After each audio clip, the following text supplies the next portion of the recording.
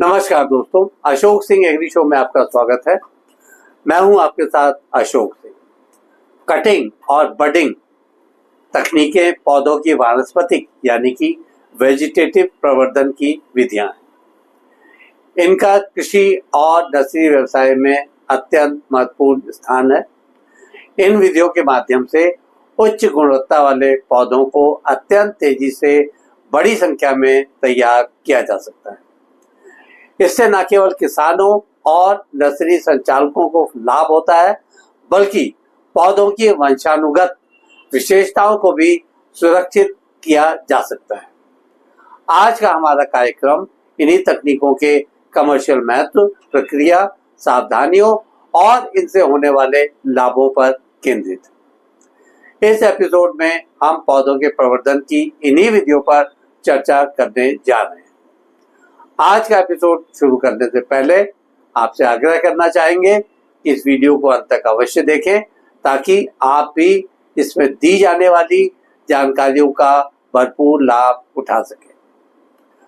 तो आइए दोस्तों, बढ़ाते हैं आज के प्रोग्राम को आगे।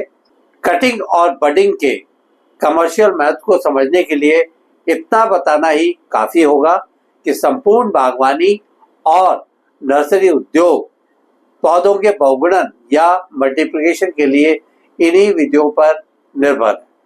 कटिंग और बडिंग विधियां पौध उत्पादन के क्षेत्र में कम लागत, तेज गति और उच्च गुणवत्ता के कारण अत्यधिक लोकप्रिय है। विशेष रूप से बागवानी, फूलों के अलावा सजावटी पौधों और औषधीय पौधों की खेती में इनका महत्व और उपयोग बढ़ा है। इनसे उच्च गुणवत्ता वाले पौधों की सप्लाई सुनिश्चित होती है।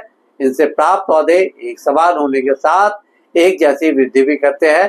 इनका कम समय में उत्पादन होता है और ये पौधे बिक्री योग्य जल्दी तैयार हो जाते हैं। इस तरह से कम स्थान में अधिक संख्या में इन पौधों का उत्पादन संभव हो पाता है।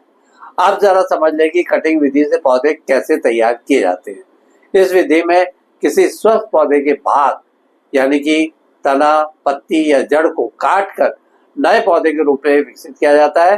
इस प्रक्रिया के तहत स्वस्थ रोगमुक्त पौधे से 10 से 20 सेंटीमीटर लंबी शाखा काटी जाती है। इसके निचले पत्ते हटा दिए जाते हैं और काटे गए भाग को 45 डिग्री के कोण पर काटा जाता है। इसे रूटिंग हार्मोन जैसे IBA या NA में डुबोकर नम मिट्टी या कोकोपीट में लगा दिया जाता है। इसकी वृद्धि के लिए छायादार स्थान में नमी युक्त वातावरण देना जरूरी होता है। लगभग 3 से 6 सप्ताह में इस पौधे की जड़ें निकल आती है।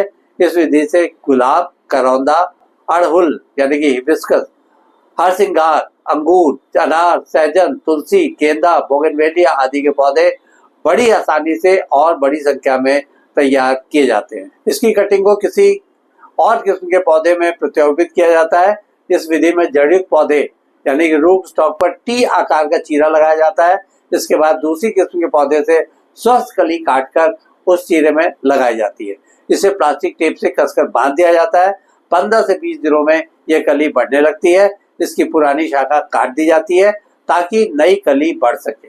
इसके लिए उपयुक्त पौधे नींबू, संतरा, मौसमी, जामुन, आम, अमरूद, गुलाब, जैतून, बेर, बेल आदि हैं। इन विधियों के लाभ को भी जान ले। इनकी बदौलत वंशानुगत गुणों का संरक्षण होने के साथ अच्छी उपज, स्वाद और रोग प्रतिरोधी गुण बिना परिवर्तन के अगले पौधों में स्थानांतरित हो जाते हैं। बीज से पौधे तैयार करने की तुलना में इन विधियों से पौधे जल्दी तैयार होते हैं। इस विधि में पौधों से पौधे तैयार करने की तुलना में कहीं लागत कम पड़ती है। इसमें बीजों की आवश्यकता नहीं पड़ती तथा रासायनिक खाद और संसाधनों की कम जरूरत होती है। इतना ही नहीं, कम जगह में अधिक पौधे तैयार किए जा सकते हैं। इनका पॉट, ट्रे या पॉली बैग में भी उत्पादन संभव है। इन तकनीकों की नर्सरियों और किसानों के लिए विशेष उपयोगिता होती है। नर्सरियों के लिए यह तकनीक सस्ते और तेज उत्पादन का माध्यम है। किसान अपने खेतों में ही गुणवत्ता युक्त पौधों की नर्सरी लगा सकते हैं। स्थानीय जलवायु में इन पौधों की अनुकूलन क्षमता बढ़ती है। इतना ही नहीं, व्यावसायिक दृष्टि से पौधों की बिक्री से अच्छा खासा लाभ भी मिलता है। इस तरह से पौधे तैयार करने से पहले कुछ सावधानियां भी जरूरी है और विशेष देखभाल का भी ध्यान रखा जाना जरूरी है। यह सुनिश्चित कर ले कि स्रोत या मातृ पौधा पूरी तरह से रोग मुक्त होना चाहिए। कटिंग या बडिंग के लिए उपयुक्त मौसम का चयन करें। मानसून या वसंत ऋतु सर्वोत्तम मौसम कहे जा सकते हैं। समस्त उपकरणों को संक्रमण रहित कर रखना चाहिए। अधिक नमी या धूप से पौधों को बचाना चाहिए। इनमें कीटनाशकों और फफूंदनाशकों का संतुलित प्रयोग करना चाहिए। ऊतक संवर्धन या टिश्यू कल्चर बेहतरीन गुणवत्ता के पौधों को बड़ी संख्या में लैब में तैयार करने की एक अन्य वैज्ञानिक तकनीक है। इससे पौधों की कोशिकाओं को विशेष माध्यम में बढ़ाया जाता है। इस तकनीक से पौधों का अत्यंत तेज उत्पादन संभव हो पाता है। ये पौधे रोग मुक्त होते हैं। इनका विदेशों में भी निर्यात किया जाता है। इनके लिए उपयुक्त पौधे केला, आलू, ऑर्किड, स्ट्रॉबेरी, बांस, गन्ना, ग्लैडियोलस, लिली आदि हो सकते हैं। इनके अलावा भी अन्य पौध गुणन विधियां हैं जिनका इस्तेमाल किया जाता है, जैसे लेयरिंग। इस विधि में टहनी को मिट्टी में दबाकर जड़ निकलने के बाद अलग पौधा बनाया जाता है। इस विधि से गुलाब, अनार के पौधे तैयार किए जाते हैं।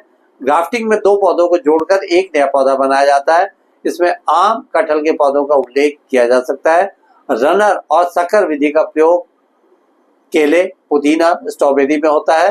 इन पौधों की मानसून में विशेष देखभाल की जरूरत पड़ती है, जैसे खेतों में पानी जमा ना होने दें।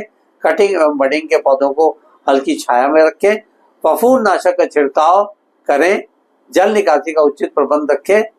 इनके परिवहन और रोपण में भी अधिक सावधानियां रखनी जरूरी है, जैसे पौधों को प्लास्टिक ट्रे, पॉली बैग या बॉक्स में सुरक्षित तरीके से पैक करें। परिवहन के समय झटका, धूप और हवा से बचाव करें। रोपण से पहले मिट्टी की तैयारी करें और जैविक खाद मिलाएं। रोपण के बाद तुरंत सिंचाई करें और कुछ दिनों तक छाया दें। आज के एपिसोड में बस इतना ही दोस्तों। कल एक नए विषय पर चर्चा करने के लिए दोबारा इसी समय पर हाजिर होंगे। दोस्तों, अगर आपको ये वीडियो पसंद आया हो तो इसे लाइक करें, शेयर करें और हमारे चैनल को सब्सक्राइब करना ना भूलें। आपके पास कोई सवाल या सुझाव हो तो कृपया कमेंट बॉक्स में लिखें। हम आपके सवालों का जवाब देने के लिए हमेशा तैयार हैं। कल फिर एक नए विषय के साथ आपसे मुलाकात होती है। तब तक के लिए नमस्कार।